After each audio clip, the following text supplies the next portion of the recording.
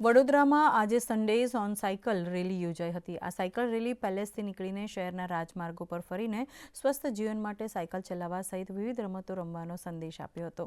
આ પ્રસંગે યોગા, ઝુમ્બા, બેડમિન્ટન, દોરડા કૂદ અને ગરબાનું પણ આયોજન કરવામાં આવ્યું હતું।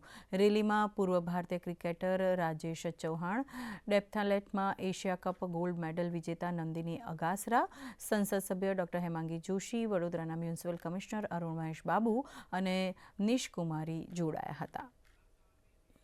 फिट इंडिया जो एक मुहिम चला है भारत सरकार के द्वारा, हमारे वड़ा प्रधान मोदी जी के द्वारा, हमारे स्पोर्ट्स मिनिस्टर मनसुख भाई के द्वारा, ये एक बहुत अच्छी बात है और उम्मीद करते हैं कि इससे लोग जुड़ेंगे।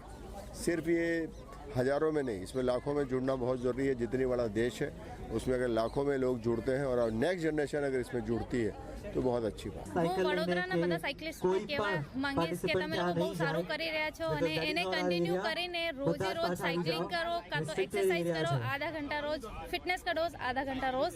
અને ફિટ ઇન્ડિયા જે મુહિમ ચલાવી રહી છે આ બહુ સારી છે। અમારી અરુણાચલથી મુન્દ્રા સુધીની જે યાત્રા છે આમાં ફિટ इंडिया बहुत सारो એવું सपोर्ट રહ્યું છે। फिट इंडिया से आज पूरे देश का युवा, बच्चे और बुजुर्ग जुड़ रहे हैं।